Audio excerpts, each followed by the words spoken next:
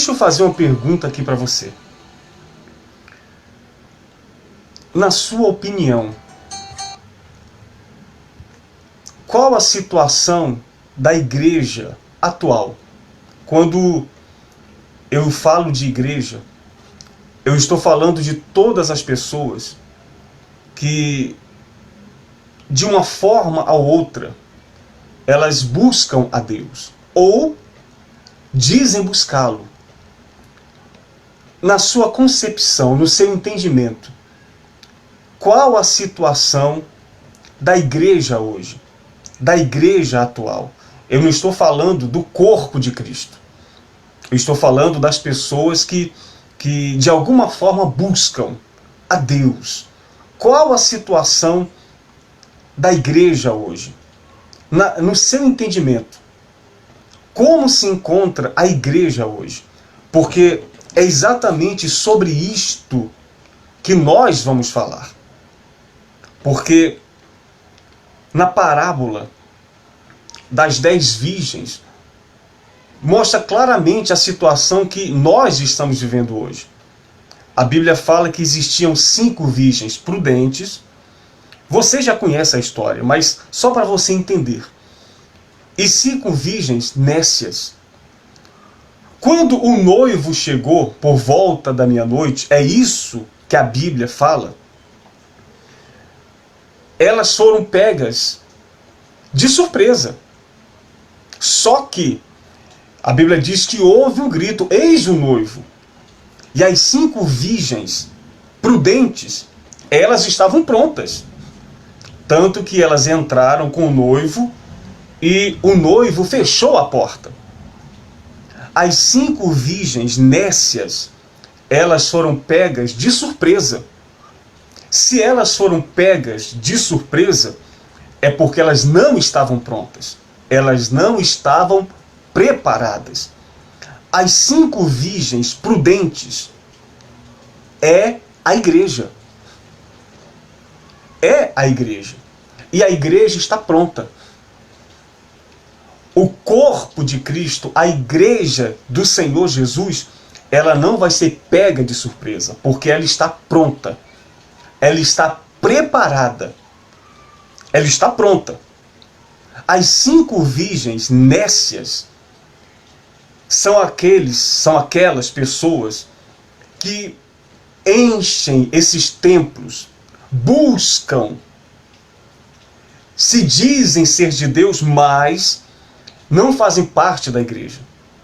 E serão pegas de surpresa. Elas ficarão do lado de fora.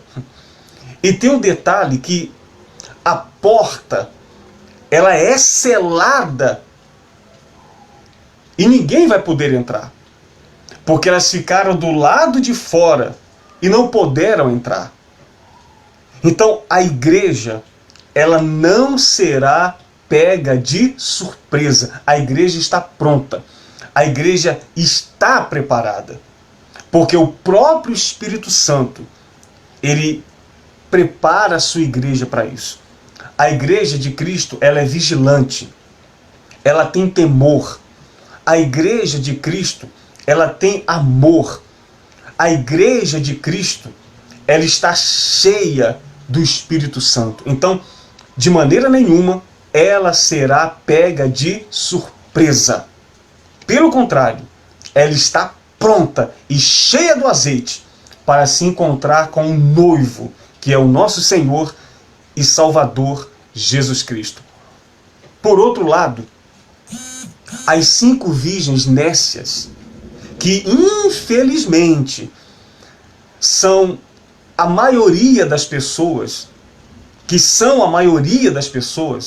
elas serão com certeza pegas de surpresa.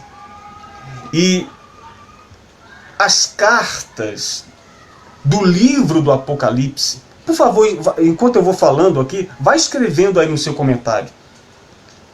O que você acha da igreja atual?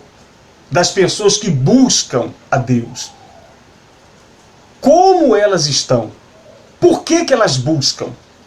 Será que é porque elas amam a Deus de verdade? Ou elas buscam por interesse? simplesmente por um milagre, só para mudar a sua vida, ou para restituir o casamento, ou para prosperarem. Como você vê na sua concepção a situação da igreja hoje? Porque é sobre isso que nós vamos falar nesse momento. E eu estou dando esse exemplo da igreja, que é as 5 virgens prudentes, e dando o exemplo das 5 virgens nécias, que é exatamente esse outro tipo de pessoa. Exatamente isso. A igreja é a igreja, e ela está pronta. Ela é prudente, ela está preparada. Os nécios, que são as demais pessoas, elas não estão prontas. Elas buscam a Deus por vários motivos, menos por amor, menos por sua salvação. Então, é exatamente isso que nós estamos vivendo.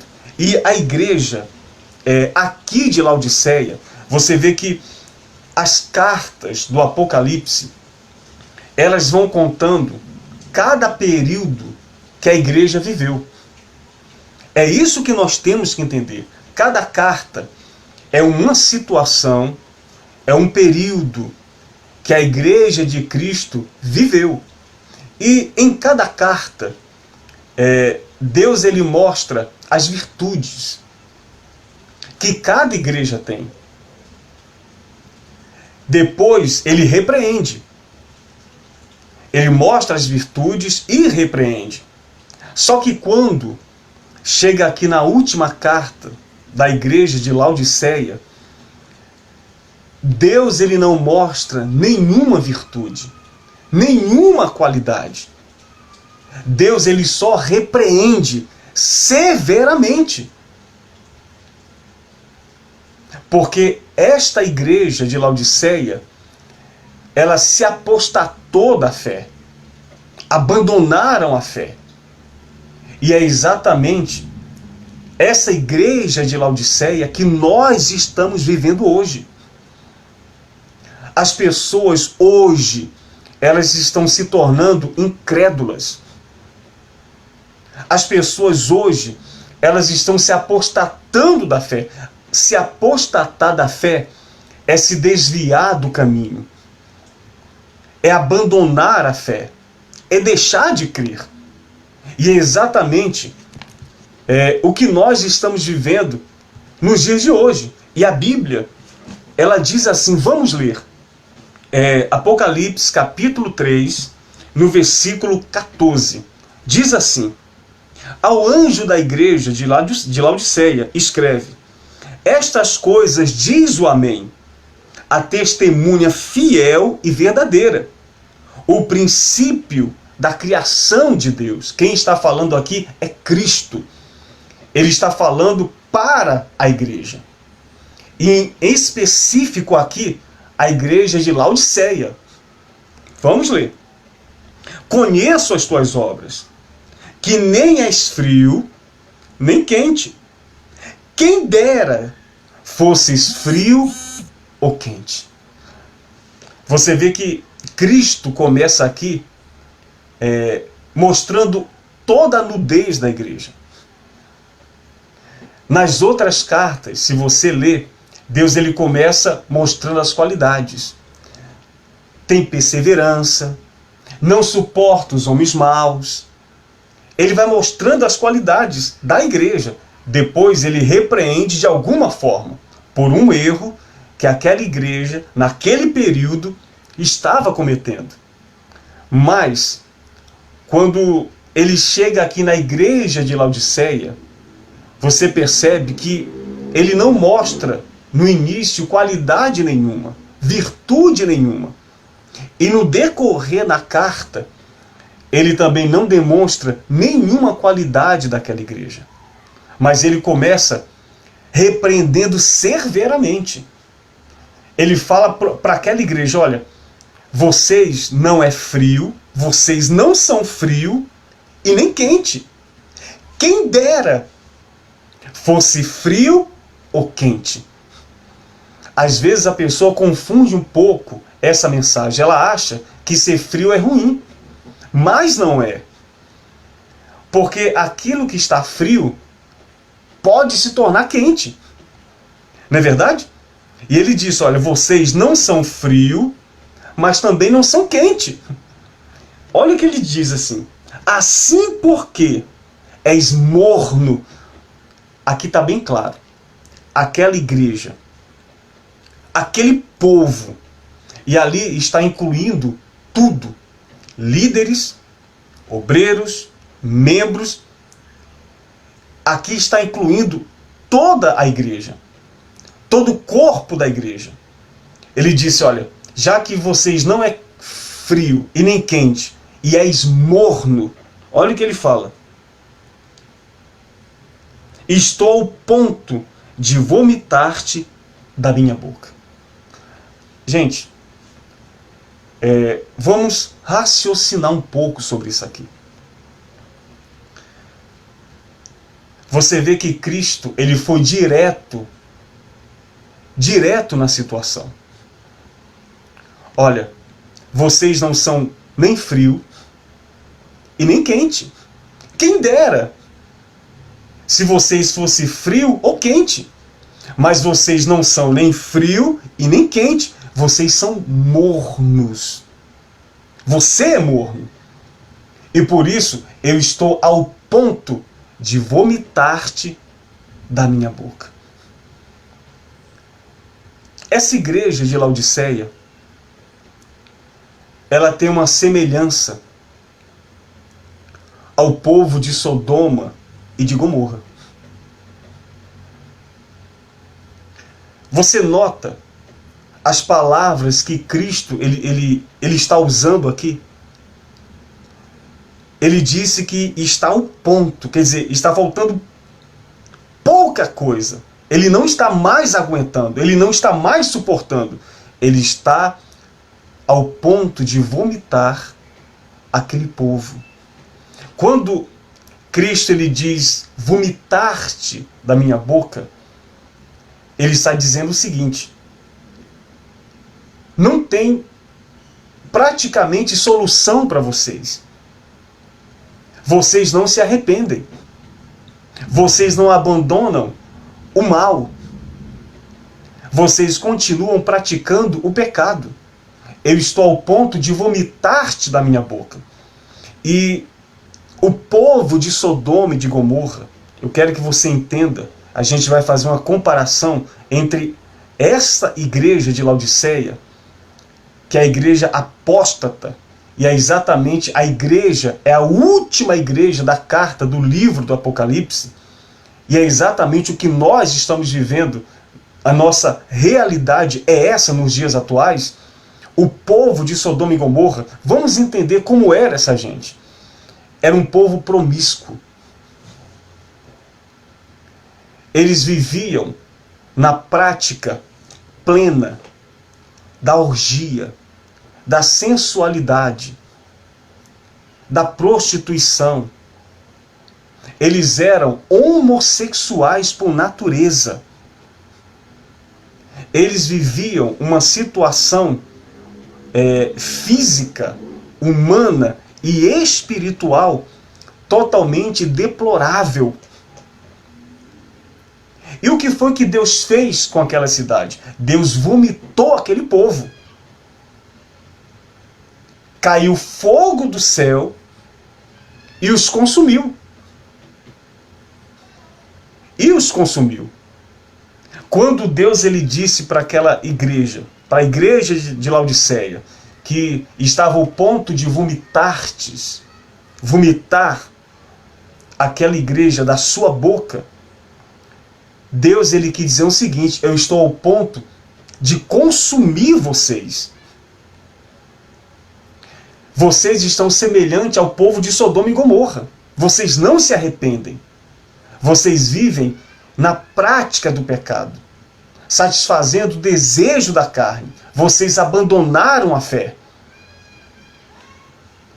E entenda quando a Bíblia fala sobre o cair. Isso é que é cair. Cair não é cometer um pecado. Não é você tropeçar. as pessoas confundem, porque infelizmente elas aprenderam assim. Quando a pessoa ela peca, ele caiu, ele se prostituiu, ele caiu. Eu estou dando um exemplo para você. Ele caiu. Mas o que é cair? O que é cair? Cair é acontecer exatamente o que aconteceu com a igreja de Laodiceia. Porque eles sendo conhecedores da verdade, eles continuavam na prática do pecado. Eles perderam totalmente o temor, a identidade de igreja. Quando a pessoa que conhece o Evangelho e ela perde o temor, e o pecado para ela se torna algo normal, algo natural, aí é um problema muito grande. Porque isso é o cair que a Bíblia diz. Isso é o cair. O cair não é isso que você aprendeu na instituição aonde você estava. Que qualquer erro que a pessoa cometia, ele caiu. Não era assim? Ele caiu. É um caído. É um perturbado. É um endemoniado. Mas o cair, gente, é muito mais além do que nós imaginamos. E no livro de Hebreus, veio aqui a minha memória agora, deixa eu abrir aqui para você, eu vou ler sobre essa questão de cair, para você entender como é sério. E às vezes, nós cometemos julgamentos exatamente dessa forma. Infelizmente, nós aprendemos assim e praticávamos isso. Quantas vezes nós abrimos a boca e falamos isso? Fulano caiu. O pastor saiu, caiu. O obreiro saiu da obra, caiu. Não era assim que nós falávamos e agíamos? Porque, infelizmente, foi isso que aprendemos. Mas o cair, gente, é algo terrível. Porque quando eu peco, ou você peca, e não importa o pecado que seja, quando há arrependimento, há perdão. Sem dúvida. Foi para isso que Cristo morreu na cruz, para perdoar os nossos pecados. E há uma diferença enorme. Antes da morte de Cristo e depois da morte de Cristo. Eu vou explicar aqui para você entender. Para você abrir a tua mente. Antes da morte de Cristo, no livro de Isaías 59, diz assim: Eis que a mão do Senhor não está encolhida, para que não possa salvar, nem surdo o seu ouvido para não poder ouvir, mas as vossas iniquidades fazem separação entre vós e o vosso Deus, e os vossos pecados encobrem o seu rosto de vós. Então, vamos entender isso aqui. Isaías estava falando a verdade. Porque existia um abismo que separava o homem do seu Criador. Que abismo é esse? Pecado.